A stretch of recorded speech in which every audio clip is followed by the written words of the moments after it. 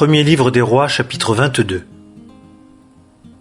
Et on resta 3 ans sans qu'il y eût guerre entre la Syrie et Israël. Et il arriva en la 3e année que Josaphat, roi de Juda, descendit vers le roi d'Israël. Et le roi d'Israël dit à ses serviteurs, « Savez-vous que Ramoth de Galaad est à nous? Et nous nous taisons sans la reprendre de la main du roi de Syrie. » Et il dit à Josaphat, « Viendras-tu avec moi à la guerre à Ramoth de Galaad ?» Et Josaphat dit au roi d'Israël, « Moi, je suis comme toi, mon peuple comme ton peuple, mes chevaux comme tes chevaux. » Et Josaphat dit au roi d'Israël, « Enquiers-toi aujourd'hui, je te prie, de la parole de l'Éternel. » Et le roi d'Israël rassembla les prophètes, environ 400 hommes, et leur dit, « Irai-je à la guerre contre Ramoth de Galaad, ou m'en abstiendrai-je » Et ils dirent, « Monte, et le Seigneur la livrera en la main du roi. » Et Josaphat dit, « N'y a-t-il pas ici encore un prophète de l'Éternel, pour que nous nous enquérions auprès de lui ?»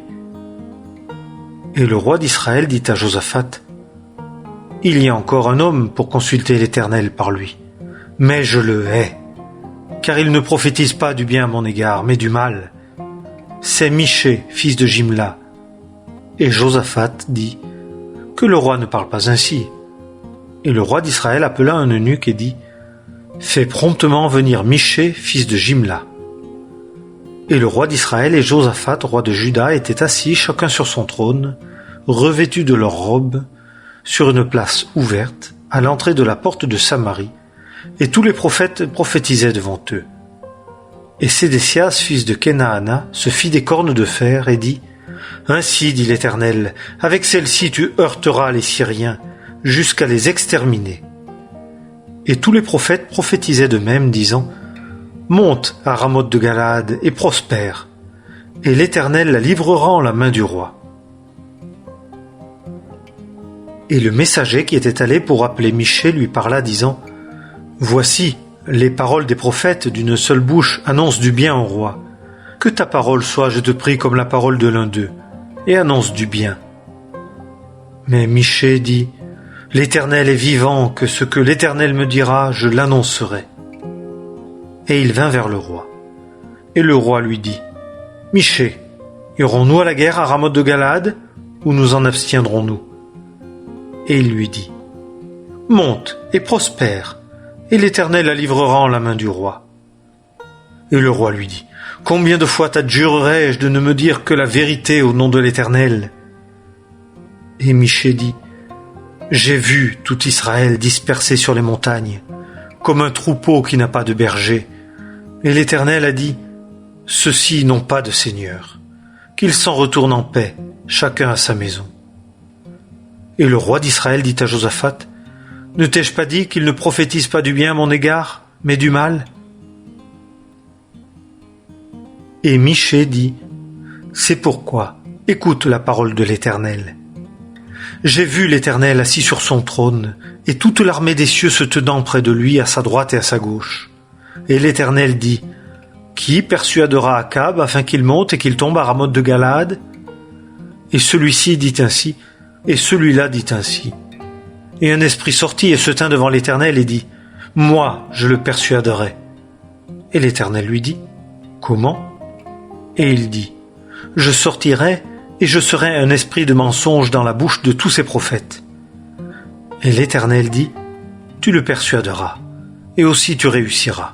Sors et fais ainsi. » Et maintenant, voici, l'Éternel a mis un esprit de mensonge dans la bouche de tous les prophètes que voilà, et l'Éternel a prononcé du mal à ton sujet. Et Sédécias, fils de Kenaana, s'approcha et frappa Michée sur la joue et dit, « Par où a passé l'esprit de l'Éternel d'avec moi pour te parler ?» Et Michée dit, « Voici, tu le verras ce jour-là, quand tu iras de chambre en chambre pour te cacher. » Et le roi d'Israël dit, « Prends Michée et emmène-le à Amon, chef de la ville, et à Joas, fils du roi, et tu diras, « Ainsi dit le roi, mettez cet homme en prison, et donnez-lui à manger le pain d'affliction et l'eau d'affliction, jusqu'à ce que je revienne en paix. » Et Michée dit, « Si jamais tu reviens en paix, l'Éternel n'a point parlé par moi. » Et il dit, « Peuple, entendez-le tous. » Et le roi d'Israël monta, et Josaphat, roi de Juda, à Ramoth de Galaad. Et le roi d'Israël dit à Josaphat, « Je me déguiserai et j'irai à la bataille, mais toi, revêt-toi de tes robes. » Et le roi d'Israël se déguisa et fut à la bataille. Et le roi de Syrie commanda aux 32 chefs de ses chars, disant, « Ne combattez ni contre petits ni contre grands, mais contre le roi d'Israël seul. » Et il arriva que, quand les chefs des chars virent Josaphat, ils dirent, « Certainement, c'est le roi d'Israël. » Et ils se détournèrent pour combattre contre lui. Et Josaphat cria. Et il arriva que, lorsque les chefs des chars virent que ce n'était pas le roi d'Israël, ils s'en revinrent de sa poursuite. Et un homme tira de l'arc à l'aventure, et frappa le roi d'Israël entre les pièces d'attache et la cuirasse.